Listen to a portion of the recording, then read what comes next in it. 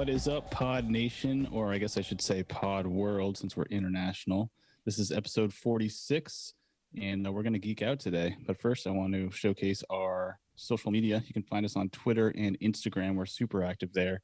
We are also always checking our email, podioslavepodcast@gmail.com. Send us ideas, feedback. We'd love to hear from you. And we've heard from some fans internationally, which is always a delight. So thanks to everyone out there. And I'm going to send it over to Tone. What do we got going on tonight? Yeah, so we had a guest tonight, and we didn't do our typical interview format. We had a little bit of a different world for that. Twan's gonna explain that to you in a second. But we had Brendan Garrone from Incendiary, Long Island native. And Twan, what exactly did we talk about tonight? Yeah, so we've been kind of brainstorming, the last, whatever it's been, year since we started this podcast. We've been wanting to do a regional deep dive, and we'd thrown out like SoCal to do like the SoCal punk thing. We'd thrown out Minneapolis to do the whole like rhyme sayers hip hop thing, but we kept coming back to Long Island, New York. If you've listened to this podcast, you know I love the Crime in Stereos, the Glassjaw. We all love Glassjaw, the TBS, the Brand News, dating back to Silent Majority, all that stuff. We love that stuff. And there's this intrigue with that region. The bands rep the area so hard. There was this explosion of bands dating back to the mid-'90s to the present, and we're all just super fascinated by the region. And we get into it in the episode with Brendan, that it just, the lyrics paint this visual of the island. I use island in quotes, that you just kind of want to know more. So we'd thought about doing this episode, just the three of us, and we said, you know what, let's try to get someone on who lived it, who grew up in the area, who's our same age, which Brendan is, and bonus points is in a band. And if you've listened to this podcast, we love Incendiary, so it was kind of the perfect storm. Like he was the first person we thought of for this episode. So we reached out, and he was game. Yeah, in a band we love too, which is cool. So yeah, here is our conversation, a deep dive on Long Island and the music that came from there with Brendan Garrone of Incendiary.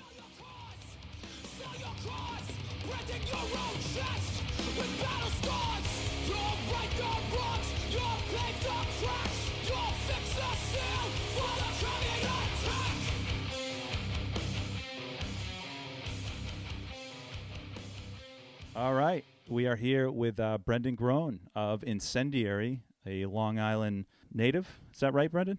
Born and raised, yeah. And actually just made my great return 3 months ago. But before that, I hadn't lived here for a long time. Oh, so you're back living on the island. I'm back living on Long Island. Yep. When I was 18, I went away to college, and then I moved to New York City, and I was there for like 13 years and just moved back to Long Island. Nice. Geez, we picked the right person for this segment. Perfect timing. This is perfect. Timing. So this is the Long Island deep dive. We're going to keep it in the punk, pop punk, hardcore, and a Jace lane, just because, we love music. We'd be talking for 10 hours if we included everything. So let's take it back. We're thinking 25 years. That's when Nate, Tony, and I all got into music, back when we were like 10, 11. It wasn't these bands, but the Green Days, the Offsprings, which obviously shaped a lot of what we like today. But so back 95, mid-'90s, you have a lot of legacy Long Island bands either hitting their stride or just starting. So I'm talking about Glassjaw is active back then, Kill Your Idols just forming, Silent Majority, who you're wearing the hoodie. Our listeners can't see this, but Brendan's wearing a Silent Majority hoodie. Just a little plug. A little plug there. And Vision of Disorder, VOD, they put out their full length. So I obviously missed this in real time. Early 2000s, went back and revisited this. So Brendan, you're probably too young, right, to experience this in real time? Yeah, I mean, I kind of, this age is interesting. I'm 36. I caught the tail end of like that real like golden age height of Long Island, which I would kind of say was like Mind Over Matter into VOD. And then VOD was just like went to a whole nother level. And so right before I started to go to shows, it was Neglect, it was VOD, it was Silent Majority. 95, 96 was kind of like a big height of that, right? Because you had this venue called the PWAC, which was like this big warehouse that I never went to, so I'm not kind of like fronting that I was front and center every At show. 10. So like, yeah, I mean, I kind of just missed that. I mean, you know, I can get into that, but like, yeah, right at that time you had Neglect, you had VOD, you had Silent Majority, and VOD, once they kind of started popping off a little bit, was drawing literally like 1,000 people at like a local show, like 1,200 kids at, you know, a VFW hall or whatever. So it was just like unprecedented scale of all local bands, which is kind of nuts. And then for me, I started to go to local shows right in probably like, I think 1998 was maybe my first show, 97, 98. And that was kind of on the tail end of that, with some more like punk stuff in the area that I was from. I'm from Smithtown. So I missed a lot of that, like the real great, like the VOD set on YouTube that's like kind of famous, like stuff like that. It's funny. I listened to the Axe to Grind podcast, and Tom Sheehan, he mentioned a record release show. It must have been their second album, which drew 2,500 people on the island, which is kind of crazy. I mean, they were a Roadrunner band, but that's still bananas. Like, we don't even have a venue that is in that space. You know what I mean? That 2,500 cap up in Maine. They also, like, VOD transcended hardcore at that time. Like, yeah, they went on to sign to Roadrunner and everything, but even before that, like, you can always find some dude between the ages of like 35 and 45 that is like, yeah, fucking VOD, like the mechanic at the place in the South Shore of Long Island who has like absolutely nothing to do with hardcore. Like my random older cousins knew VOD.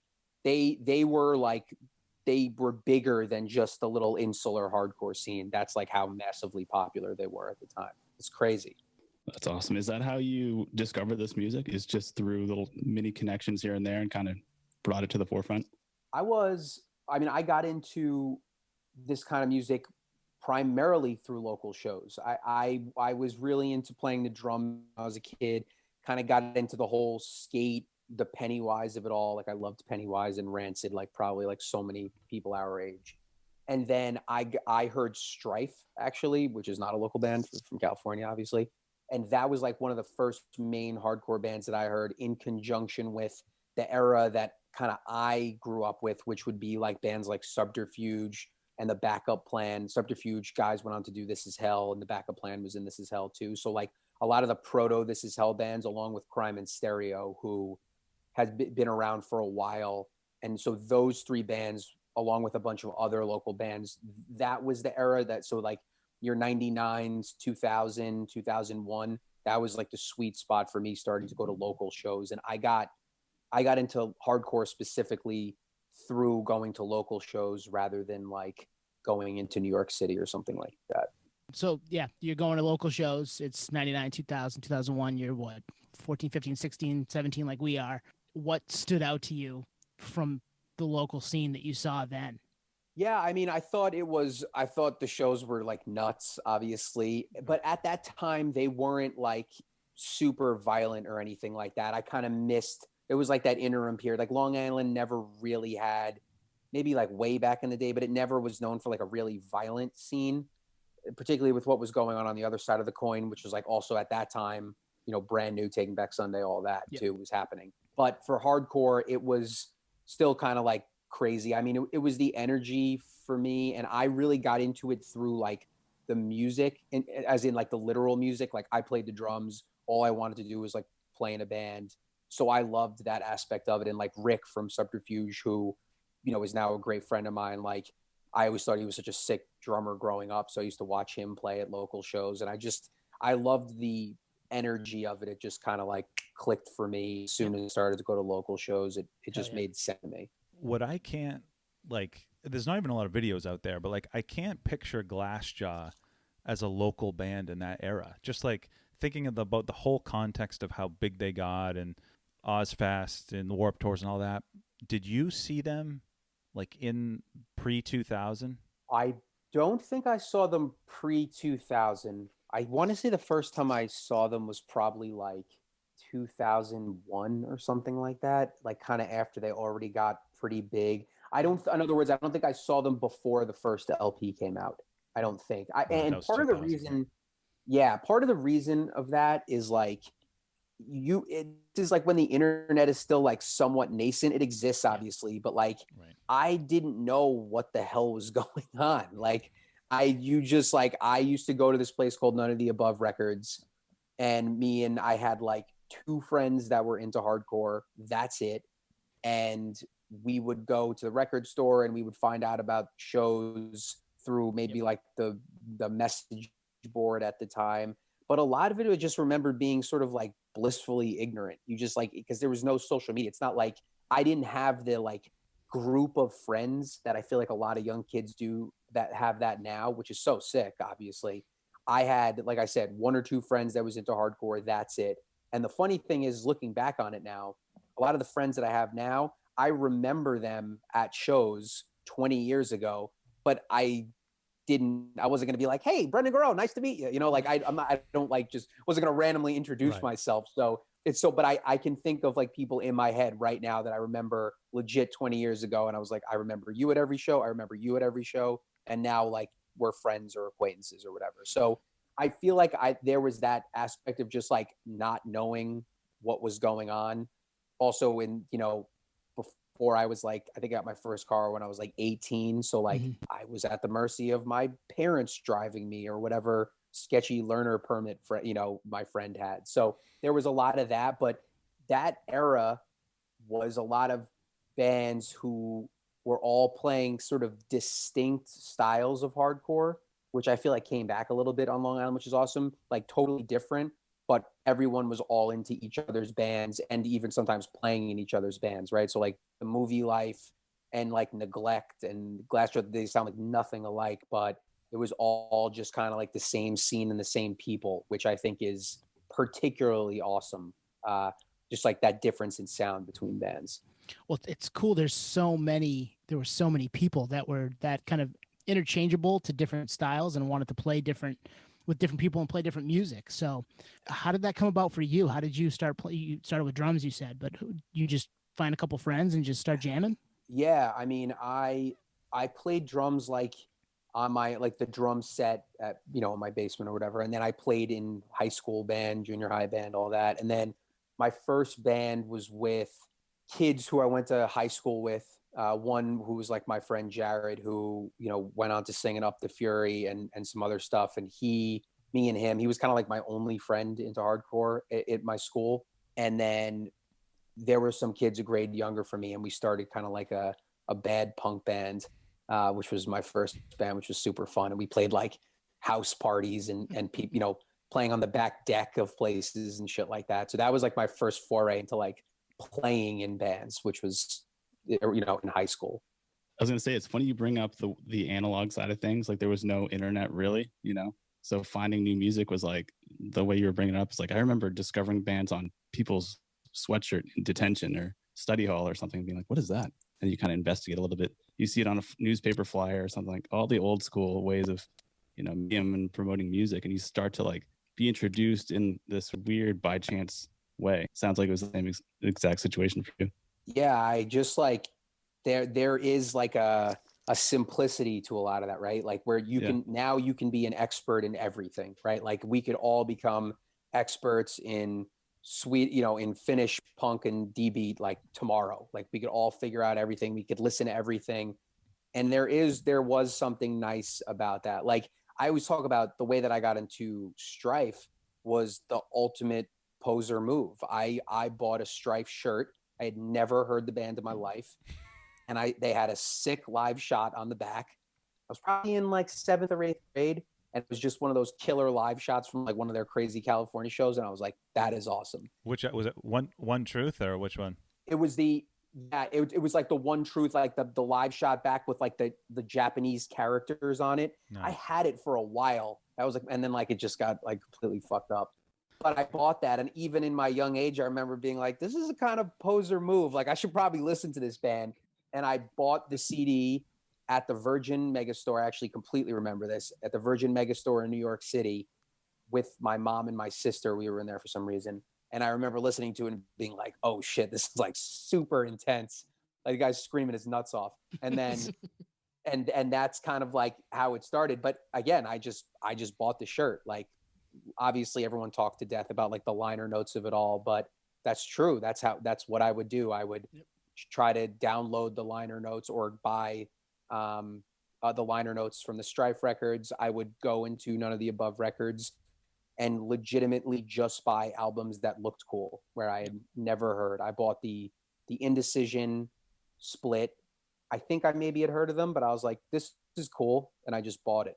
Never heard it in my entire life. So that aspect of things was, I look back fondly on that. I'm glad I had that as an experience. You were mentioning how like disconnected you were back then. Like, again, context is key, where there's like the internet's not what it is today. Up in Portland, Maine, we had a weekly, I guess like an arts and entertainment newspaper called The Phoenix, and it was in Boston too. And I remember going, and Tone, we used to do this every week. You'd go to our local record store and you'd get that newspaper to see who was coming local. And while you were kind of going on, I was smiling to myself, like, you'd get these show announcements, but that wasn't necessarily who was going to be at the show from a band perspective. You know what I mean? It's like you show up and like half the bands that they said that were going to be there showed up. So it was like, just be totally different. Totally different. And it wasn't like you could check their IG and knew their van broke down. It's like, I already have a ticket. I'm going to go, but I don't know who the fuck is playing, you know? Or even like at the show when they're playing through some shitty house PA and they're like, where's blah, blah, blah, and you're like, I have no idea what band that was. I just watched them for a half hour. Like I still, you know what I mean? Like I can think of so many times I'm like, don't know who that was, but yeah. In a lot of ways, I miss that too, you know? Yeah, well, we romanticize about it, and we've done it ad nauseum on this podcast, how we're happy we grew up in that time. I think Nate has said that no less than 10 times on this pod, because we've been able to have both, right? We've been able to have that organic, a friend told you about it, you saw the your buddy's sweatshirt in detention, you went to the record store and picked up a cool-looking CD, and now we can have everything at our fingertips. So being able to live in both of those worlds has been kind of cool. I'm happy that I got to do both. I know that. Yeah, so. The other thing is too, like, I don't know how this was for you guys.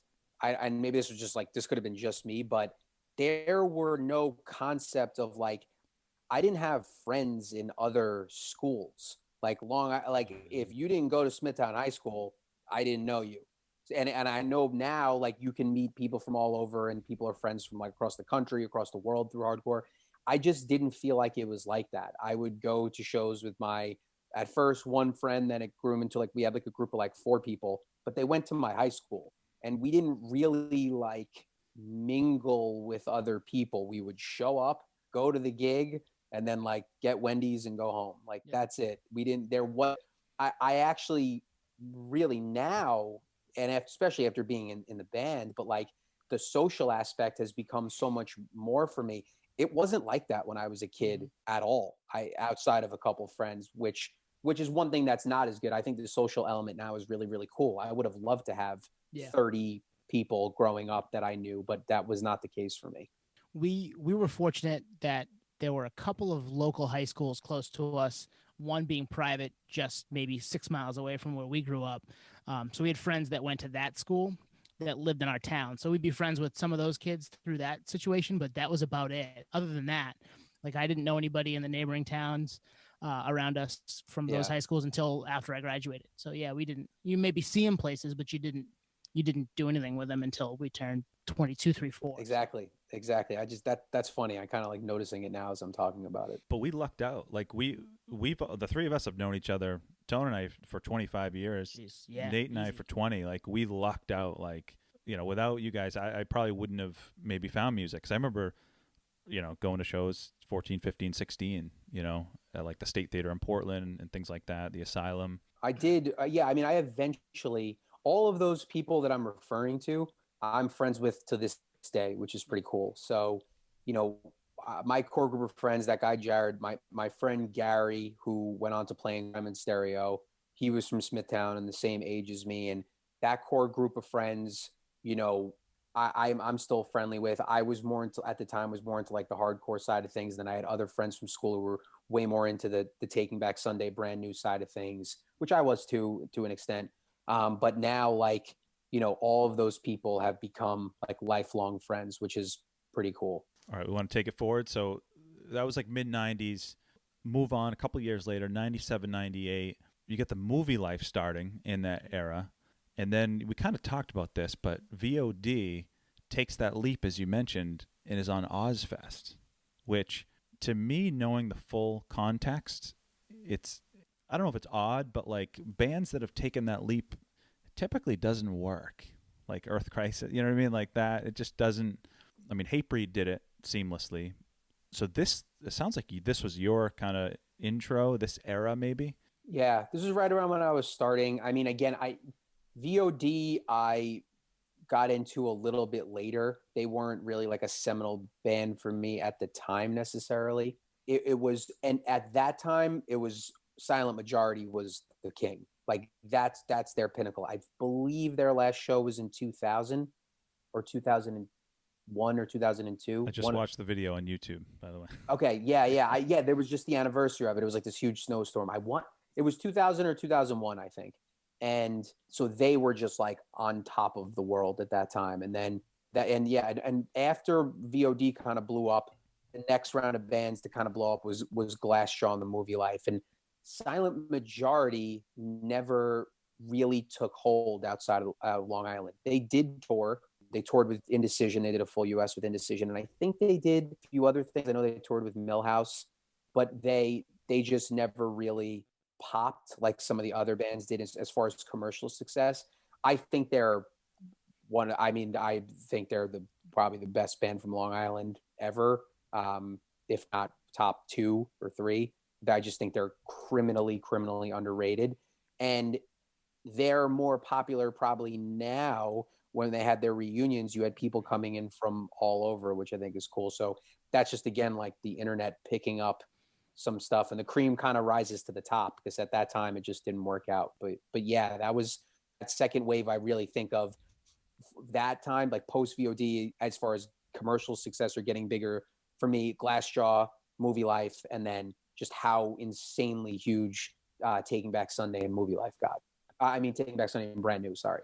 We felt the Taking Back Sunday and Brand New stuff in our region. I mean, they were all over the radio, especially TBS.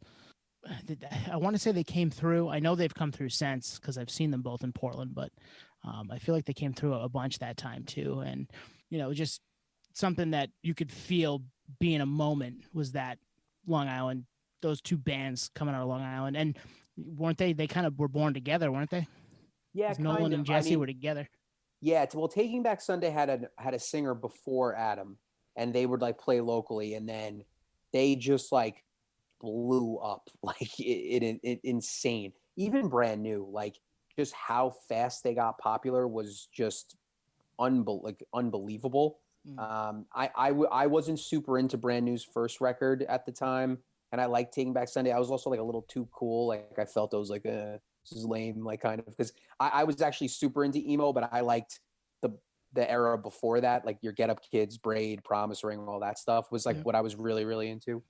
But yeah, I just like a truly meteoric rise. And all those dudes were either coming from hardcore or hardcore adjacent or something. So that was definitely like a big deal on Long Island. It maybe to like outside people, those worlds seemed totally separate, but they weren't at all. I mean, Eddie Reyes, who was in Taking Back Sunday, was in the Movie Life and all these other bands. And so it was an Inside.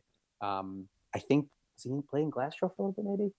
I'm not sure, but like, it was kind of that incestuous type of scene. So yeah, that was a pretty crazy time. It's crazy. The scene just like, I feel like it came out of nowhere basically. And we're from Maine, like Tone just mentioned. So, it came, we saw it on the Warped Tour and everything that came through Maine. Our Warped Tour wasn't in Maine, but you know what I mean? Like headline shows and stuff like that. You said earlier, like a lot of the friends that you had known one removed at concerts and stuff like that. Was it the same for these bands? Like you knew someone that was, one person removed from Taking Back Sunday, something like that? Yeah, well, particularly now, right? Like, yeah. I mean, I just like for staying involved in music so long, I don't I don't know the brand new guys. I've talked to Eddie from Taking Back Sunday, and like I've heard, we are all kind of related in some way, like 1 or 2 degrees of separation. But at that time for us, we kind of, a lot of those bands, I should also mention, were from Nassau County, and it's ridiculous that matters, but like Nassau and Suffolk, I'm from Suffolk, which is farther out east, and kind of felt like they had their own thing going on. And for me, the era of Subterfuge, which was just like a huge influence on me, not as popular, obviously, but Subterfuge and the Backup Plan. Now you're getting into like 99, 2000, 2001. That, for me personally, that was my era, and Crime and Stereo, and kind of like leading up into This Is Hell, which went on to become huge. I know we're like jumping ahead a little bit, but that was really for me where I met most of my friends, to your point, like outside of just my little insult group. Tuan's super excited. You mentioned Crime and Stereo. I know it's coming. So. I'm a fanboy. I mean, we'll get into it. Yeah. You turned us onto him too. I mean, I remember you riding for the Troubled Stateside to me about 15 years ago. Like, dude, you got to listen to this. Like, dude, right. and that's the sad, well, not a sad reality, but the reality of it. It was 15 years ago. Yeah, right. Which is bananas. Insane. It's insane. But so you mentioned something interesting, which is like they were from one county and the other, and the lyrics, and actually it's a lot of the Crime and Stereo lyrics they paint Long Island as a small town, yet geographically it's 100 miles long, 20 miles wide at its like widest or whatever. And it seems like it's one of those places that like you're happy to have grown up from, but not necessarily, and don't take this as a diss, but not necessarily happy about maybe living there as an adult. Like, it's just an interesting, and that's part of the intrigue, which is like, as a Mainer, you hear all this and you think it's like the small island, but like, how was that? Did that like add to the effect of like, you're able to go to all the shows because it's close proximity, or? Yeah. I mean, listen, the thing about Long Island is it's so populous. I think would be something like the 11th or 7th biggest state, or some crazy statistic. Yeah. If it was on its own, it's huge. I mean, geographically, yeah, but in terms of population. Right. And so you have a collection of people who are like, their parents all moved out to the burbs from New York City, like my parents and countless others. And then you're all just part of these true suburbia type areas. Like Long Island is where suburbia started. The term Levittowns, post World War II, there's a town in Long Island called Levittown. Oh, right like on. That's where Crime and Stereo is from. So like that like community aspect is, you just had a ton of people moving out, not to get all like geographical and historical, but like you had a bunch of people move out to the burbs post World War II, and you just had this population boom, right? And so that's where you just see like it was a ton of young people. It was a great place to grow up, and it just birthed, I think, a lot of great music from the sheer amount of people on the island. And I think that's also why you saw kind of like a decline in maybe like as many newer New York hardcore bands, and seeing that shift more to Long Island, because really just for like geographical reasons and like socioeconomic reasons, you had those families getting pushed out and priced out of New York City and moved to the burbs, and the middle class kind of grew on Long Island and just created, an incredible population in terms of size. I've never thought of it that way. Yeah. I mean, that is the case. Like, it's a packed ass area, especially when you drive around. Like, it is, I should know this, but it's several million people on an area, not that big. I think it's 7.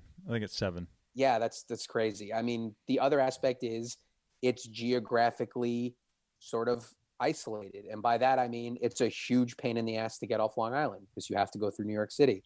And so you get a lot of people who don't really leave, right? And it just kind of creates its own little culture. It's certainly its own place, that's for sure, for better or for worse.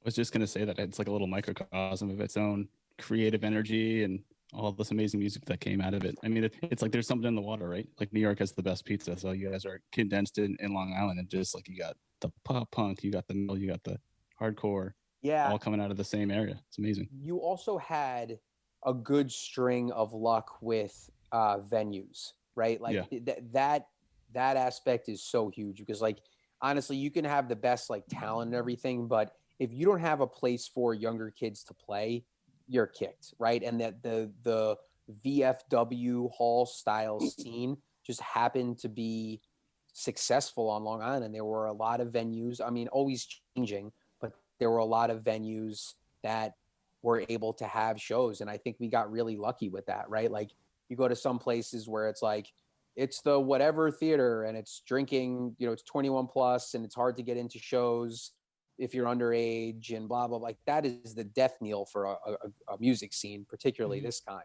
But if you can have all ages shows, that's going to actually like birth and start a scene. And that's a huge aspect of it, at least in my opinion. Well, you want that 15, 16-year-old to go to that show because it's inspiration for them to do something 6 years from now or 10 years from now even. So that I mean, we did that and turned it into this. None of us were so musically inclined to turn it into a band, but I mean, there's inspiration there for us too, and that makes complete sense to me. You need those places. They need those small places to get and have all those young kids in there to find their inspiration to do something like that. Yeah, I mean, a band is just like one element of it, right? Like just everything else going on. You probably could plot like the success of Long Island or any other location with the availability of all ages venues, right? Like when that golden era that you guys are talking about of VOD and the 2,500 kids coming, that was at an all ages venue called PWAC, this warehouse, right? And then you had in the early to mid 2000s, you had this free space sort of like collective, which was a super cool, DIY spot that had like a lot more like activism. I remember a lot more tables there, the whole Food Not Bombs sort of presence. And so a lot of that was happening. And now we have Amityville Music Hall, which is a bar, but the owners are all sort of come from this world and do all ages shows and stuff. So it's virtually impossible to have a good scene without that, again, of this kind of music. I agree. And to be honest, we're all from the Northeast, so we can kind of relate with the fact that in the winter there's really not much you can do to like ski or see all ages shows. So without that scene, without that place to go, I live here in San Diego, and Jeff Ament, bassist from Pearl Jam, when he's not touring, he's putting together skate parks all through the country just so kids have something to do. Yeah, so going to shows is like a release. Like what else are you gonna do? Sit home, it's snowing out. So all ages shows was like, clearly all of us like a vice. Yeah, and there are these, you can tie them to these iconic venues like Che Cafe. You had the Cave in Bucksport, which I think is in the middle of nowhere, but it's still Cave. Yeah, of course, man. Yeah. Nice. And then like all these, right? Like you had all of that stuff. You had Anchors Up, which was, birthed an entire scene from just that place.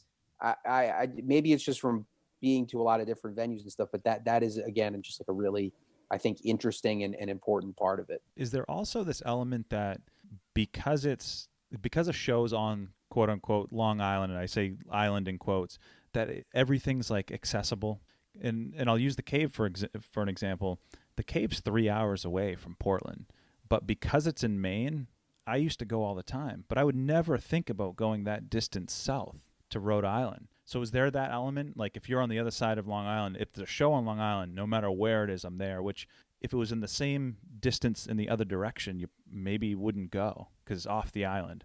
100%. I mean, like, I know people did travel and I occasionally went, but like, dude, I wouldn't go see the Beatles reunite if it was like in Jersey or something. Be like, I'm all set. Don't feel like driving through the city. Like, that is a huge aspect of it. And I actually think like what was interesting is New York City, but a lot of bands over the years, as Long Island became like a thing, were purposely coming to Long Island instead of New York City because it was that good, right? And like even with hardcore bands, Brooklyn kind of had its own thing and started to crush it, but not that long ago, if it were a hardcore band, let's just keep it to hardcore, like you'd be out of your mind to play in New York City. You'd come to Long Island, like it's going to be way better. And so that is something that is similar to other places too. Like you got to go to where the kids are, right? Like a lot of shows in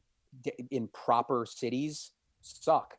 You got to go somewhere a couple minutes outside, right? Like the difference was playing in downtown LA rather than playing in Chain Reaction or something like that. Like, so that is an aspect in that, yeah, you're in this insular, geographically isolated area, and it's, but bands knew that they could come here and get a really good turnout, and they did, you know, a lot of bands. This sounds to me like I wish you had been marketing for Portland, Maine 20 years ago, because we could have used you saying, yeah, you know, Boston's great, but go up to Portland. They don't get it and they need it and they want it and they will turn out for you. Yeah. I mean, but it's a population thing, right? You're Totally. showing up to Long Island, and it's like you're having 400 kids roll out of the woodwork of the picket fence community. And there's no Spotify metrics to see where the listeners are, you know? Yeah, exactly. Is, trial and error. Well, there is back now. then. But yeah. I'm saying back no, then. Yeah. It's just trial and error, man. That's a good point with the venue thing. I lived in Greenpoint, Brooklyn for a little while. That's where I lived for many, many years. Oh, nice. Yeah, I just moved out of there in October. Oh, wow. The Greenpoint. And then I was up in Upper West Side in Harlem. And you're right. Like it was hard to get to metal shows in the city. It's usually like some outskirt of the city for whatever reason. I've always found that weird because there was a huge metal community in the city. Yep. So it was bizarre. Yeah, New York is, I mean, Brooklyn just became its own thing. And, you know, with metal and stuff. And I lived down the block from St. Vitus, and like all those guys are my homies. Also, Sweet. All the people who own that are Long Island hardcore guys, which is cool. But, you know, Brooklyn, it was the kind of place where you'd get random metal acts who could fly there and play to 700 people and wouldn't be able to draw 50 anywhere else in the country, maybe outside of LA or something like Austin. So I benefited a lot from having that amazing venue down the block from me, for sure. Were you going to Club Europa and Warsaw Theater and stuff like that? Yeah. Nice. We played Europa before it closed. That place kind of sucked. Warsaw is cool. Brian from Incendiary lives across the street from it, actually. So yeah, Nice. There are a ton of great venues there. Vitus for me was like the spot. I just saw so many great venues and a perfect example of like a hardcore style venue. So I can't say enough good things about that place. Yeah, I miss Greenpoint. That's a great spot, man. All right, so we hit the kind of late 90s, so into like 99, 2000. We kind of touched upon this a little bit, but brand new Taking Back Sunday blow up. And at least with like Taking Back Sunday, I don't even think like I ever heard anything before that victory, Tell All Your Friends. Like I don't remember a demo. Like I think if you go back on YouTube, he wasn't the original singer. Is that what happened there? Adam? Yeah, Adam, the original singer was this dude named Antonio, and Adam played bass for Taking Back Sunday, and then Adam moved to vocals. And then they might have they had music out before Tell All Your Friends, and I want to say they had like a demo or something. And then, but that record came out and they just completely blew up. Yeah. I'm curious how Victory even sniffed them out. Like, because like the Long Island sound wasn't that. It wasn't like they were poaching Long Island per se. Yeah. I mean, the thing is though, like, I don't know if Long Island has a sound. Like, I think that's the eclectic nature of the bands is like what makes it sound in a lot of ways. Cause like I can think of other bands. I mean, to be clear, like Taking Back Sunday on Brand New are on such another level from all these other bands. It's not even fun. I mean, Brand New sold literally millions of records. Like they played Madison Square Garden. Like, so they're on a complete other level, but like, yeah, I mean, all these other bands, like they're different. And that's, Kill Your Idols sounds like nothing like Silent Majority, who sounds nothing like Antarabe, like the whole like metalcore scene at the time, or A Love for Enemies, which was like a Christian metalcore band. And all of these bands would honestly really play together. And I think that's the cool part. I mean, there was a general emo scene, I think, but Brand New and Taking Back Sunday don't sound anything alike, As far as how Taking Back Sunday got discovered, that's a great question.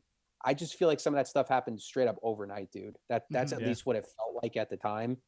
It was like Brand New playing some bowling alley and then, going on tour and then playing to like at the downtown to like whatever, and then playing at the like other venues to 1,000 people. Like it just was like it's crazy. Insane. Yeah. You mentioned something that hit me because we've talked about this before in the past with other guests. Chad from There Seems Forever and Strong mixed bills. So you're right. In that area, you must be seeing a ton of mixed bills with different sounds from band to band in the same show. Tons. Yeah, that went away for a little bit.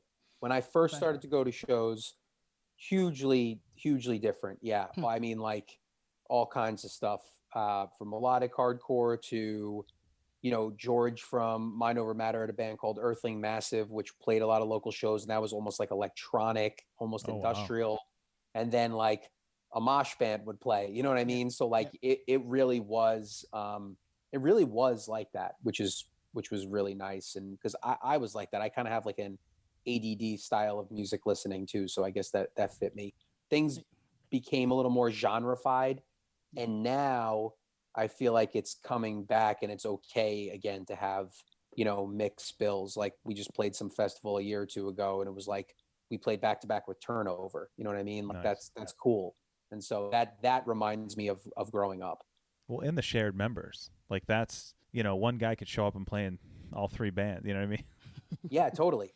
I mean, like, you know, Chris Smith from Backtrack is like in King 9 now, which is like the hardest of the hard, and then like he's playing in I Am the Avalanche too, which is wow, I didn't know that. Like so, like yeah, like so like that is like the best part of that is just like it's all the same people just playing different things and like helping each other out in terms of filling in. Like so many people have filled in for Incendiary over the years from different bands and stuff too, which is really cool. Mixed bill thing's so funny because it was kind of our same ebb and flow growing up of like, oh, if you weren't goth, you don't listen to Marilyn Manson, you know, and then you realize like, oh shit, Marilyn Manson's actually really good. You know, we were all in the kind of like that fitting the narrative at the time. Like, no, if you're not goth, you don't listen to that stuff. And you realize later, like, shit, I missed out on all this amazing stuff. Yeah, dude, it's very weird that you said that because literally today, I don't even remember why I was thinking about this. I think I was listening to a podcast and someone was talking about nu metal, but I remember I was thinking about all the like goth kids in high school that I like wasn't friends with, or was, you know, like that wasn't really my group of friends. I like rode BMX. It was into like skating. And like I said, like hardcore and Pennywise and shit like that, like Rancid, blah, blah, blah. But looking back on it, I'm like, I bet some of those dudes were listening to some cool, hard shit. And I just like would have probably been friends with them, but it was like totally different. And partly because like at the time Slipknot was so huge and I just like think Slipknot sucks and I've never liked them. So that was like they were so big. I mean, we're all the same age. They were, I'm sure for you guys, they were massive when that first came out and everybody loved them. And I was like, this is whack. But you just described our cafeteria in 2000. There you go. It's the same thing. Yeah. I mean, I always thought the drummer was absolutely incredible. So from drums, like I was like, this is cool. But I just like, we gave it its fair shot. Me and Brian from Incendiary, like our drummer like digs the first record. And like, we remember in the van being like, I'm going to try to give this a shot. Like, hit me with it. Give me your best. And I was like, nah, this sucks.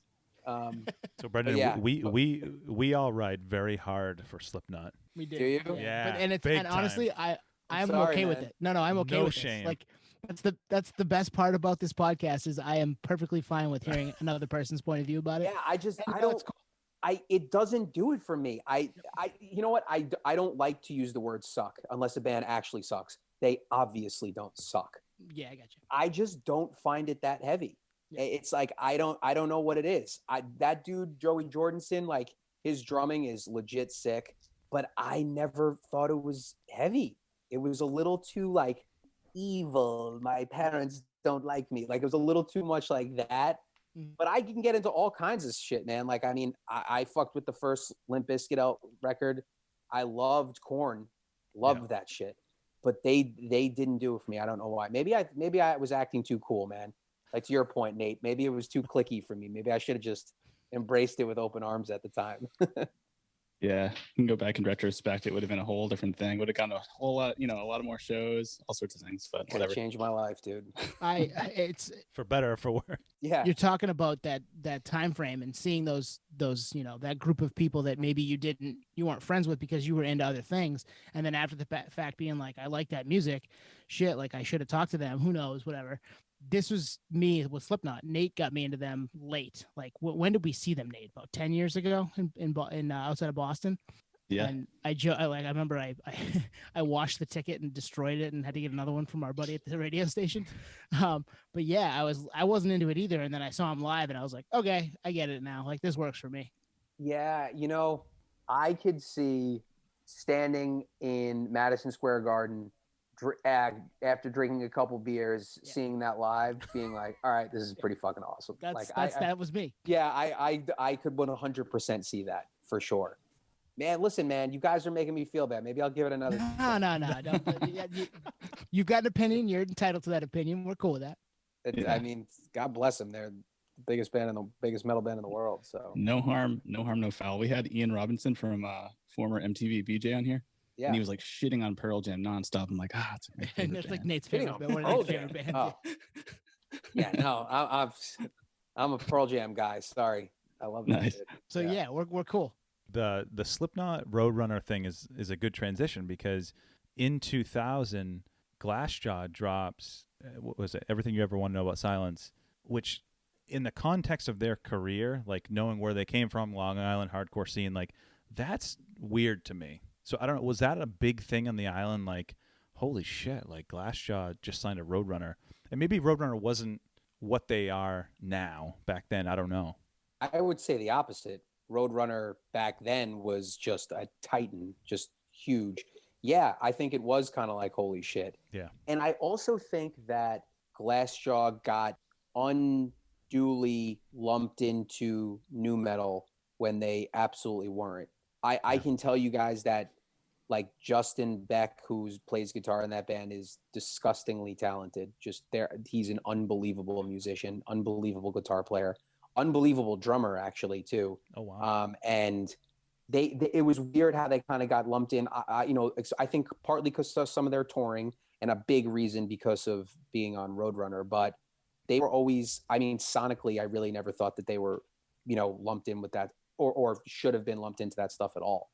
No, they didn't fit that at all. No. It's probably the time that they blew up. I mean, that time of, in history for music, everybody was nu metal adjacent if they weren't nu metal. And Habitat Deftones, and they're not a nu metal band. I mean, they came up around then, but they've done enough different stuff. So they have. I think that was just the time. But to your point, they get lumped in with nu metal to this day. All the time, yeah. Yeah, and I think you see these trends with like, it makes me think of like post-hardcore, right? With like, you have like Quicksand getting, popular, and then Walter does Rival Schools, and then all these other, that style of like the hardcore band turn alterna, college rock, post-hardcore. And then you had the same thing with emo. You have Taking Back Sunday and Brand New blowing up, and then these other bands that were kind of like second tier that were kind of trying to make it too and get pulled up into it. And then they all just get lumped into this one thing, and it's like this whirlwind, and it's usually stemming from some kind of like major label interest, right? Yeah. That like sucks We've everything talked about this a lot. Just the feeding frenzy. Yeah. Yeah, 100%. Yep. Yeah, I was just gonna say with Roadrunner, I mean, they had Nickelback. That doesn't fit that vein of nu metal, right? But they're multi-platinum band, so obviously they saw the money signs. They're like, whatever, we'll take them. Yeah, I mean, and Nickelback and Slipknot are the way that these bands can go out and sign all these other bands because it's the cash cow. It's basically like being an angel investor. That's what it is. It's you sign a million things, you invested on 100 companies, and then if you hit it big on one, it pays the returns back for the 99 others that didn't. So what you're saying is we should be thanking Nickelback for all those other bands that we love on Roadrunner. I love that. Exactly right. Exactly. Great. Thank you, Chad. We appreciate it. Thank them for the Madball signing. You know what I heard about Nickelback? That they were like a Road Dogs, or not actually, I don't know about Road Dogs, but were like sort of toiling in obscurity for a really long time before they got popular, which is kind of interesting. Yeah. Could see that. Hey, more power to them, man. If you can play music for a living, God bless you. They kept going. Yeah, and then they blew up. Obviously, I mean, they've made millions of dollars playing music over the years. So they're laughing all the way to the bank, for sure. Well, the thing about Glassjaw too is like the imagery of that CD was in line with nu metal. It was. Yeah. It wasn't like a photo of like gang sing-alongs. It was a very nu metal feeling visual, which I'm sure helped. And then it could have been label pressure to have them fit in. It was actually very similar to like the Finch cover. You remember them? Mm-hmm. It looks exactly like the Finch cover. Yeah. I thought Yeah. the same thing when I listened. Pretty I sure went back to listen to that and I was like, "Yep, this looks like the Finch cover." I'm pretty sure Finch was, shall we say, heavily influenced by Glassjaw. Yeah. Yeah. And didn't Daryl sing on the record? On 2 of the songs, yeah. Project Mayhem and something else. Yeah. Finch is like Glassjaw light, diet Glassjaw. Yeah. They pretty much were. You're right, and I loved that Finch record junior year of high school. But and it's funny I didn't get into Glassjaw till after that, and it's like I guess I graduated to it. And Finch was Deftones light in the early days. Yeah. Oh yeah, true. Yeah, I almost think there's an East Coast, West Coast, with the labels, like maybe there's no rhyme or reason to it, but they need someone to basically rival the West Coast emo scene. So they sign Taking Back Sunday out of the blue, maybe. I mean, they probably saw something, but they were like, this is the Nets, or this is the Lakers versus the Celtics. We need our our head honcho team to combat the West Coast or something. I don't know. I mean, Victory was no one trick pony. Like wasn't just Taking Back Sunday. They signed Thursday.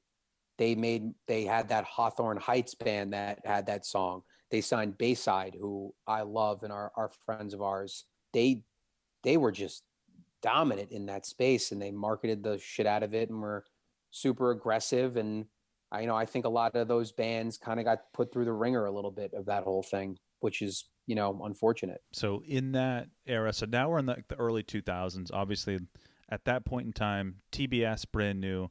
I don't know if they're at the peak of their powers, but they're almost at the tipping point of like their peak fame. The early 2000s. Dejan Tandu comes out in 2003. But then you have probably my favorite band ever, Crime in Stereo forms, early 2000s.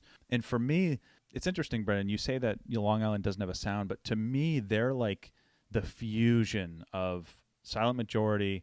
You hear some of that in there. Movie Life, you hear that in there. Kill Your Idols. In fact, if you're listening to this podcast right now, pause it right now, listen to the intro to Bicycles for Afghanistan by Crime in Stereo, and then listen to the song 10 Seconds Too Late by the Movie Life.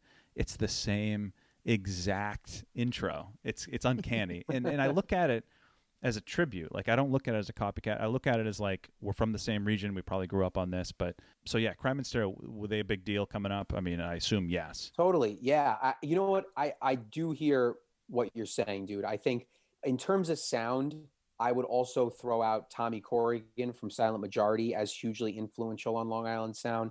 I think Daryl from Glassjaw took a lot from Tommy.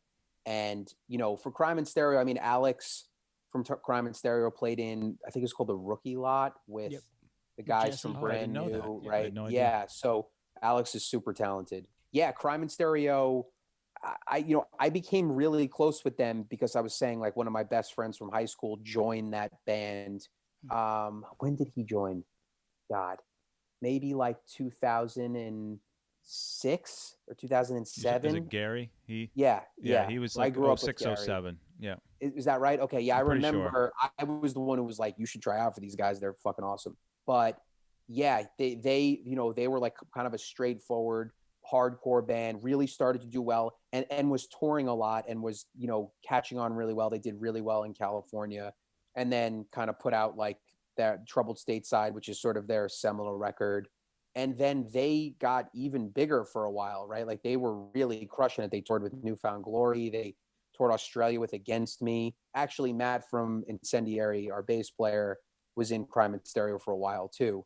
Wow. And so, yeah, they just became really close friends to us. And they were, to your kind of apt point, they were the next band kind of carrying the torch in that interim period. I would say Crime in Stereo and This Is Hell of that post, I guess you could call it post Silent Majority, was like really like the torch bearers for a while. And I love them. I also should say that, like, I think Crime in Stereo's later albums are also amazing. All of them, even to Is Dead and the one after that, I think are great.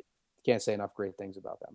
Brendan, one thing we were wondering, these bands, like, as they get bigger, do they kind of lose their identity, the Long Island identity at all? Or is the local feeling kind of lost once they get to that status? Or do you mean like how they're recepted by Long Island? Exactly. Yep. Yeah, that's a great question. I would say almost all of the bands still were able to maintain their fan base on Long Island still. I think as long as you showed them love, right? I think for Mhm. bands who just disappear and tour the world and never come back, Yep. it can be a little bit whatever, but no, Long Island was pretty good in terms of holding it down for their own.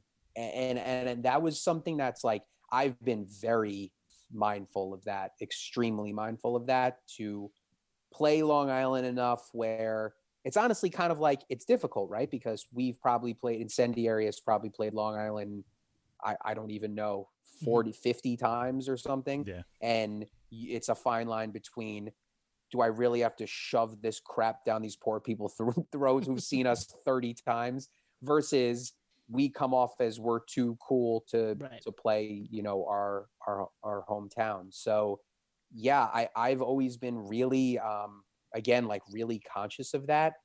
And we've just been so lucky to have the support from Long Island, and not just Incendiary, a lot of other bands who have come from there. But that is something that I think is on a lot of bands' radars for sure. And other bands don't have that.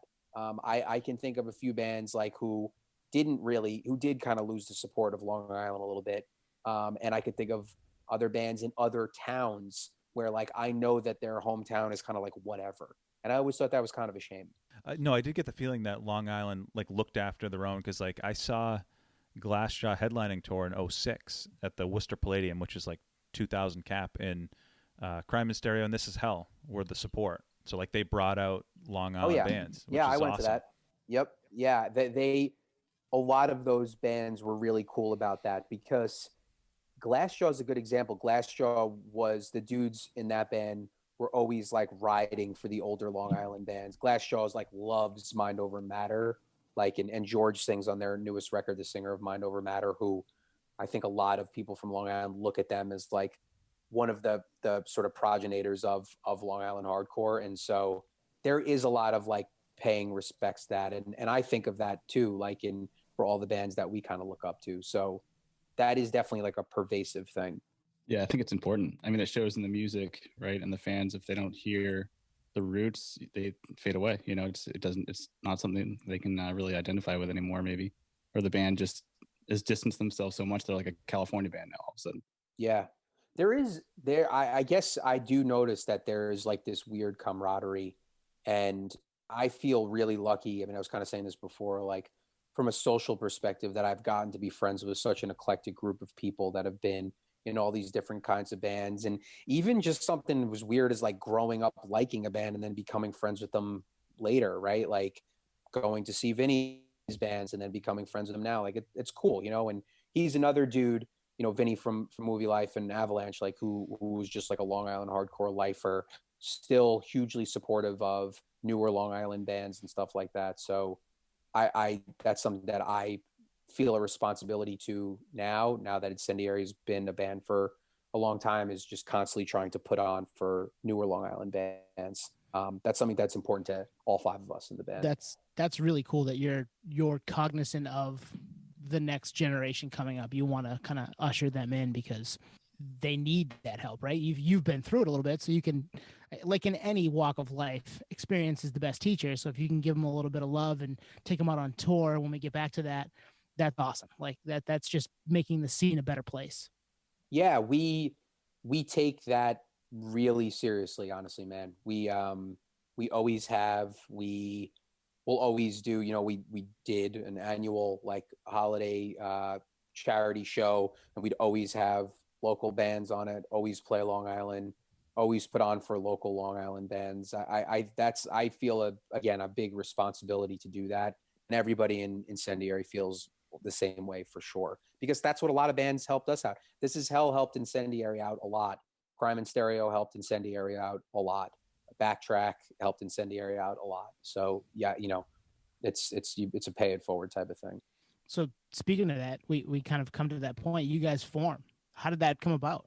Yeah, well, so interestingly enough, I mean, the years of 2002 to 2006 was I was away in college, and I was up by you guys. I went to school in New Hampshire. So like I was seeing, it was Long Island hardcore all summer.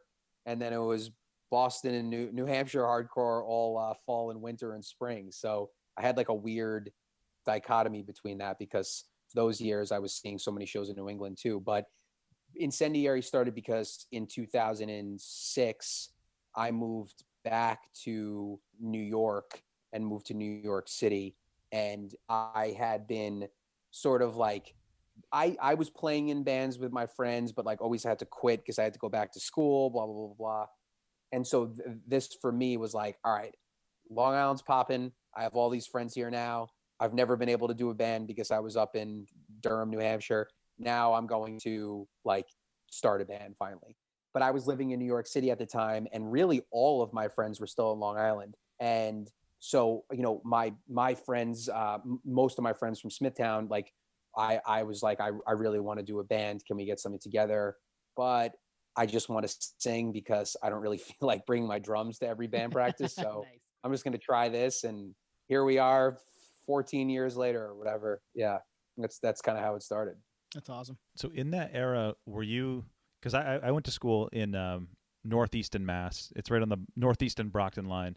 Did you ever go to like the ICC shows in Alston or Cambridge Elk shows in Cambridge? Yeah, 100%. That we were all at the same shows. So it's kind of like what you said with growing up in Long Island. You were at these shows with all these people, you meet them years later. So that's us right now as we're talking, Mm-hmm. right?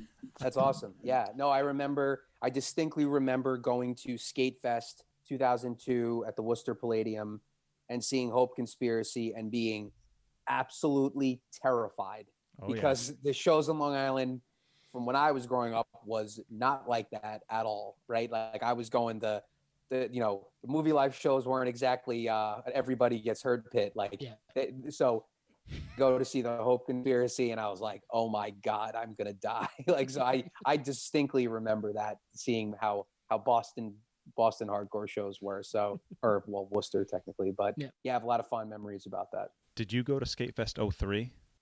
What was the year where American Nightmare played and the Transformer blew? That must have been 02, because 03 was when Movie Life played, and right as they were going into the last song, Vinny goes, This is the last song we'll ever play. They stopped being a band before the last song. So you would have remembered if you were there. Really? Yeah. And yeah, I remember I don't think I was. They rolled through Portland like 3 years ago, and he was at the bar, and I walked over and I was like, dude, was that for real? And he's like, yeah, we got in a big blowout before the show. And he was like, we're done. That's fucking crazy. Oh. Brent, with the come up, I'm just really interested. Long Island clearly shaped the sound of your music, right? Because we were 100%. Talking all this backstory on, where you are and how the band came together. So what are the influences you're drawing from? I know you mentioned Pennywise earlier. Yeah, I mean, when I was, a kid, and my tastes like kind of evolved, although I still love Pennywise. Yeah, for Incendiary, it was going for the lane of bands that was really my high school and formative years. And a lot of my friends in Incendiary, we kind of drew from the same well of influences. I would say, as far as Long Island, VOD, particularly for Rob and Brian, the guitar players, were a huge influence. Indecision musically was a big influence. New York hardcore band, but Tom and the gang would play Long Island a lot actually over the years. 108 was a big influence. Earth Crisis and Strife and Snapcase were big influences. That kind of heavy hardcore Victory style, and then there were just like kind of other random shit. But I would say those were the main influences, particularly to start. Yeah, I almost feel like there's this like almost pressure, right? Like there's almost like that kind of brotherhood. And I go back to like Glassjaw taking out just Long Island bands. Like, was there any pressure for that, or you just let it ride, like just naturally? No, I don't think so. I mean, like the thing is, man, like what I wanted to do with Incendiary, my like dream goal was, and I'm really not just saying this, was just to play shows on Long Island. Like nice. I just wanted to be part of it again. Like for me, I had a lot of FOMO, as the kids say, like away at college, and it was kind of fucking with my head, like whether I should move back home and stuff. And I just wanted to be back into it. And I would, as far as influences go, when we started, although now it's hugely popular, even more 90s than we sound like, that was not a popular kind of music, right? Mm-hmm. 2007 was the still the height of the like melodic hardcore. Have Hearts You and all know, that. Yeah. what's that? Have Heart and Verse and those guys. Yeah, yeah. And even before that, dude, though, even like With Honor and like, you know, like the locking out stuff, right? Yep. Like that was still popular. So like we weren't really like that wasn't really what was going on, like our you know, Snapcase worship. So, you know, it eventually there was a lot of other bands doing that, which I thought was great, but that was the other thing we I think maybe helped us. It kind of hurt us at first, but then eventually helped us. We were doing something a little bit different. So you talk about FOMO, you talk about being at school in the Northeast. I wonder, how did you hold back from making a band in college? Are you getting with people there, like-minded people there, and keep that kind of flame alive for the Long Island reunion? I did. I did. Yeah. I mean, I did. Yeah. yeah, I played in a band with some dudes in New Hampshire in 2005, I Okay. guess, and then I played in like a band with some kids from Derry and Manchester also, and I was playing with some other kids. I was playing. I mean, you have to remember how like logistically annoying it is to have a drum set in your dorm room, Yeah. like carrying it, driving it up from New York. But like, no, I played quite a bit, man, and I enjoyed it too. The last band I was in was called Roid Rage, and it was a blast, and it was a bunch of shitheads, and we had a lot of fun playing like crowbar worship. So no, yeah, I did, and that kind of that did allow me to keep like my chops up a little bit, Yeah. and then all summer, you know, I played in a band called Up the Fury and another band called Since You, which like once I had to kind of like leave that, they got new drummers and a lot of them played. Up the Fury wound up touring a lot, which is really cool. So I tried to stay in it as much as I could, for sure. Nice. The drums on campus is no joke because I had two separate roommates that were drummers, and it was late nights at the sports complex. Like they found a room that they could store their stuff in, and it was after hours, and you just try not to annoy people. It was Yeah, man. it's I mean, impossible, like, basically. it's so awful instrument. It's fun to play, but it's just such a pain in the ass. Like I used to drive to Manchester, like where the old mills were, like at like 8 o'clock at night, drive all my shit there, carry it up 2 flights of stairs, set it up, practice, take it out, drive back home by myself, like just without a second thought. And even when Incendiary, for the first 7 years of Incendiary, I was the only person who lived in New York, and I would drive an hour to Long Island after work and then an hour back. Like, just I look back on it now, and it's I just can't believe I did that, but I was just like singularly focused. Love of the game. Love of the game, man. That's all it is. It makes you think about how many drummers could have been, you know?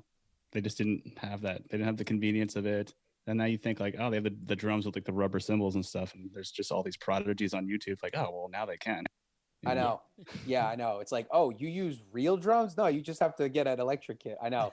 I started trying to play the drums again after a decade-long absence, and I have a long way to go to get back to my form. I would imagine that's something that's like a muscle you've got to work out, or it goes away pretty quickly. Yeah, you know, I'm better than the average person for sure, but like my 18-year-old self would smoke me right now. So just try to get back on the horse. That's age too, unfortunately for all of us. Yeah, dude, for sure. Yeah. All right, so let's take it back the last decade, 2010s to the present. You got Movie Life still around. You got Glassjaw still making records. You guys are still kicking it. Backtrack calls it quits. Crime and Stereo, for lack of better words, calls it quits. Like, how would you describe the scene now? And actually, you moving back, right? You're back in Long Island. Yep. Well, maybe it's not a good comparison because the scene's not active because of the global conditions here. But I guess how does it compare to like when you got into it? Yeah. I feel like there's less bands, maybe less bands now. You know, I actually think it's kind of come full circle. I'll sort of preface this by like pre-pandemic, right? Because blah blah blah. Who cares about that? There's nothing going on. But it is. I do feel like it's come full circle. What I mean by that is there is actually a really strong and diverse group of bands playing. That everyone is kind of friendly and like there isn't a lot of like beef, and everyone's pretty cool, right? I mean, like Backtrack breaking up sucks, but they conquered the world. I really like, I can't say enough great things about Backtrack. Like just real quick, like we started a similar time. We started a little before them, but the road dog nature of that band just went out and did so much cool shit. Always rode for Long Island and was virtually single-handedly responsible for kind of keeping Long Island on the map for bands out of state coming to Long Island, right? Like the Down to Nothings of the world and stuff like that. So they're like our brothers, and you know, we played their last show, which was fun but sad. So they really like left a great mark. But I think now you have like, you know, King Nine has become like a juggernaut too and are crushing it. But then you also have Sanction. Sanction is becoming really big and are touring and more on like that metalcore tip. Those kids are awesome. A lot of them are from the same town that I'm from, and I love them. You have Somerset Thrower, which is more of like a 90s style, sort of like alternative post-hardcore band that are just phenomenally good. And there's a lot of other younger bands like Jab and some other things going on. There's Regulate, which is crushing it. Like there's a lot of bands kind of on their A game, and they all sound absolutely nothing alike. And that's what I mean about coming full circle. It reminds me of that's cool. Going to see Kill Your Idols into, you know, into some metalcore band, into whatever pop punk band. So I love that about Long Island. And are these venues you mentioned earlier growing up, are they still active? The all ages one, obviously COVID aside. Yeah, I mean, growing up, no. There was a lot of shows at VFWs. There was like some basement venues, and I mean, like, and we're all old as hell now, so like, there's nothing around from 20 years ago or whatever. But no, I mean, that's a really good point, man. I think the past couple of years, the venue situation on Long Island was a little bit rough. The bigger venue Revolution has closed from the pandemic, which sucks. And Amityville Music Hall, which is like kind of the DIY spot, is still hanging on. And hopefully there's some stuff doing. We tried to raise some money for them, and I think there's some other stuff going on that front. But that has been kind of like home base for a lot of the local Long Island shows for sure. Yeah, it's funny. What'd you say, the Amityville Theater? Amityville Music Hall, yeah. Music Hall. AMH, yeah. So I had tickets to like Crime and Stereo's return show with I Am the Avalanche back in like 2012, and I didn't go. And we always talk about like show regrets on this podcast, and I wish I went, because that would have been my first introduction to Long Island. Yeah, it's a cool venue. I mean, it's pretty small. It's like you think it's bigger, and it's like I mean, like I've been to so many shows there that are like so like ridiculously packed you can't even move. But it's a great spot, and like I said, the people who own it get it. I think that's the thing.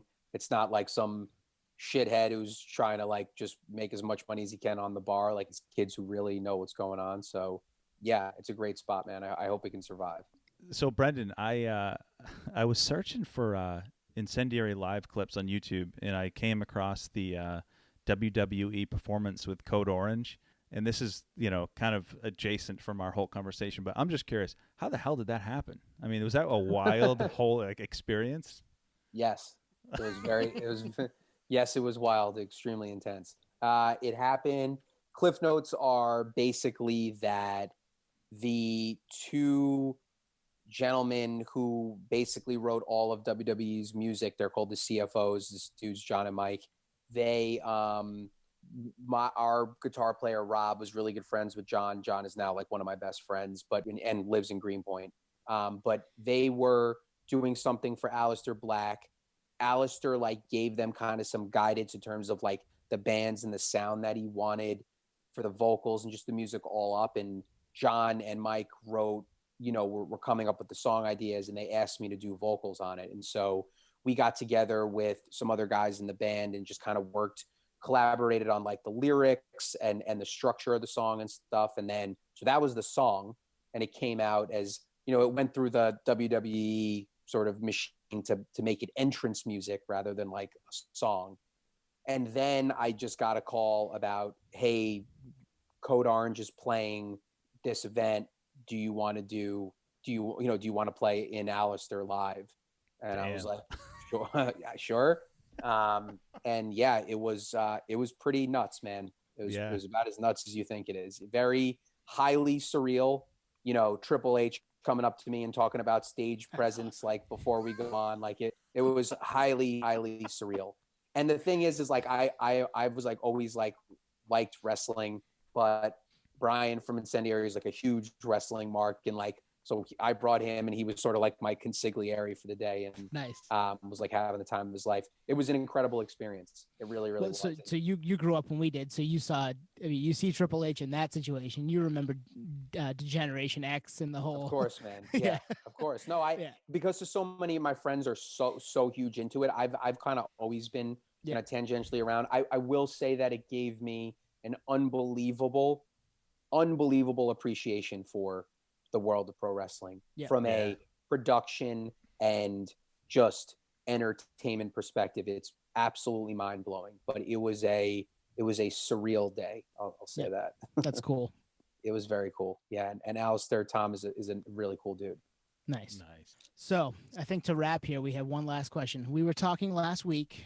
We did kind of our most anticipated music of 2021. We had some bands that were rumored. We had some bands that were confirmed. What's the future for Incendiary? We're going to maybe see some new music here in the near future? Yeah. I mean, we're us, like I'm assuming every other band are work on stuff. We're writing. We generally take a long time with writing, as our release calendar has shown in the past. But yeah, we are. I think everyone feels like pretty excited to do it. I think with us, like we were always very anti making it be a chore. And like, because we don't do it for a living, like I don't need to adhere to some album cycle. We do whatever the hell we want. So it has been a little bit liberating to feel like we can do whatever we want. And so, we're working on stuff. We're thinking about things and you know what we want to do as far as a release, but definitely stuff to come there for sure. So Brendan, I don't know if you've checked out our podcast, but if you have, you saw the name of the episode. Maybe you haven't, but the name of the episode was "Who Will Save Us from 2020." So we're hoping it's Incendiary. Yeah, dude, I hope so too. I mean, us and every other band.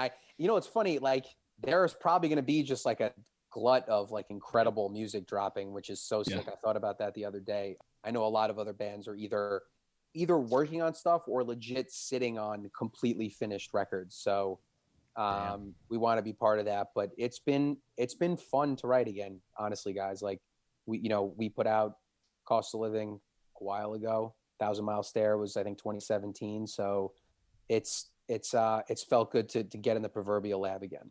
Nice. Yeah, like you said, there's a glut. There's just so much things to write about, right? And your music is conducive to what's going on today. Some chaotic things that you can write about, I'm assuming.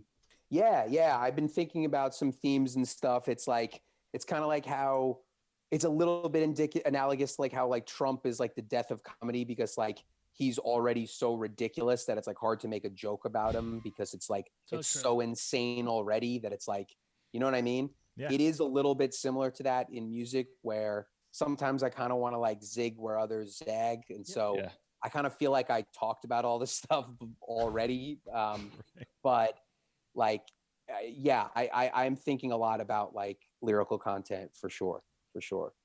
That's awesome. We look forward to it, Brendan. We really appreciate you coming on tonight, man.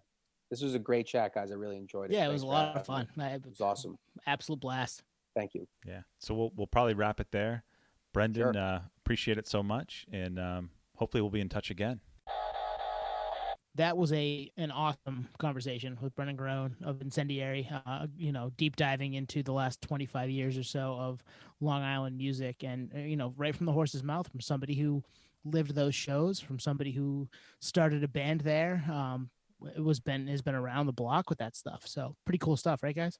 Yeah, he said it in post show more, but he said we were all kind of cut from the same cloth. And I agree. If we were in the same town, we would have been going to the same shows, hanging out, doing the same things together in the general region of Long Island. And he really painted a great picture on the scene there. And it just reminded me, we kind of talk about it in the episode, like, nice, this is so relatable. And we're in a completely different scene in Maine, but like, there's not a whole lot to do. It's either all at shows, or you go skiing, or you're playing video games. One of the three, basically, because it's snowing.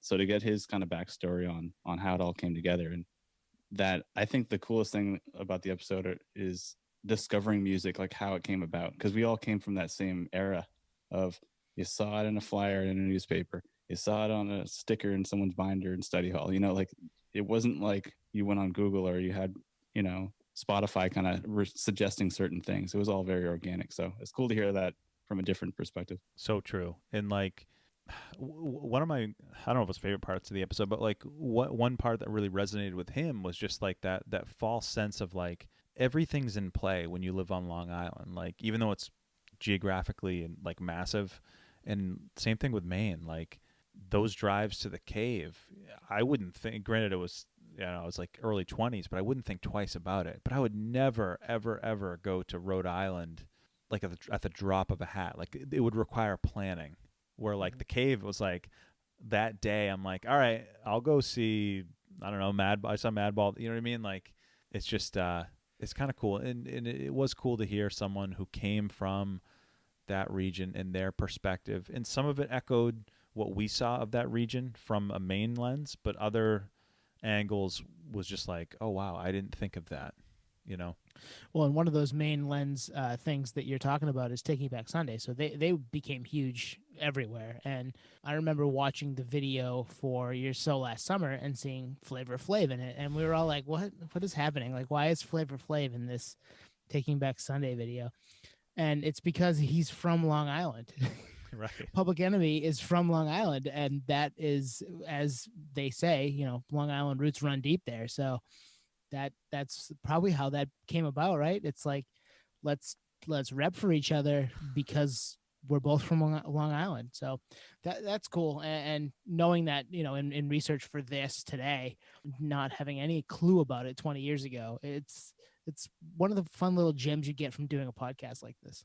Yeah, I want to interject on the whole drop of a hat, go to a show out of state. I was doing that all the time, man.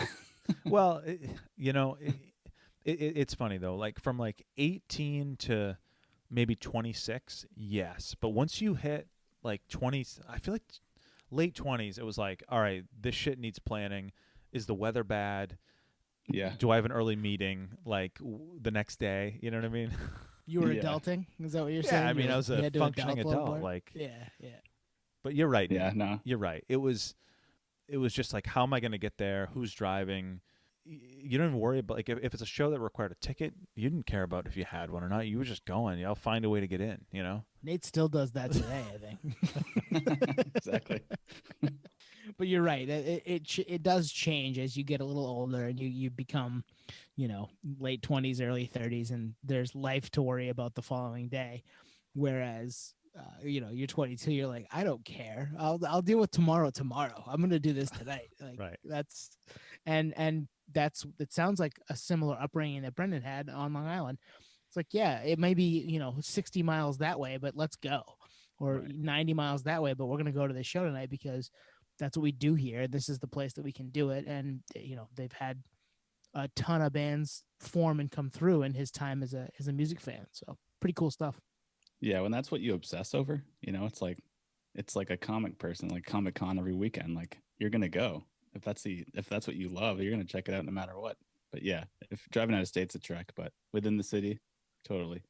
And all this relatable stuff with Brendan, like, I wasn't into that scene. I wasn't into that music at the time. And then I revisited it later. Really, really appreciate it now. And don't give a shit about how I look or if I'm going to get judged for like an A, B, or C, whatever. It doesn't matter anymore. It kind of came full circle, and you like what you like. And there's a lot of good stuff out there. It doesn't have to be typecast to be appreciated, So that was cool to hear from him too. Oh, totally. Like, I remember being, freshman year of high school, 99, and, this dude's got a typo negative t-shirt. And I'm like, what the fuck is that? And now, like, 10 years later, I'm like, oh shit, I love typo negative. Where the hell have I been? Where was I? And I want to go back and talk to the kids that were wearing the shirts of the bands that I was maybe not scared of, but was like, nah. And now I'm like, no, those are good bands. Shit. I like, we would have had things in common. And that's what this is. That's what this is all about is that community, that camaraderie you get from it. And no better person to talk about it in a place that it's pretty prevalent. Yeah. Brendan from Long Island. So it's cool to have heard his come up with similar to ours. even on a bigger scale, but still similar. It still felt a lot like what we had. Yeah, it did.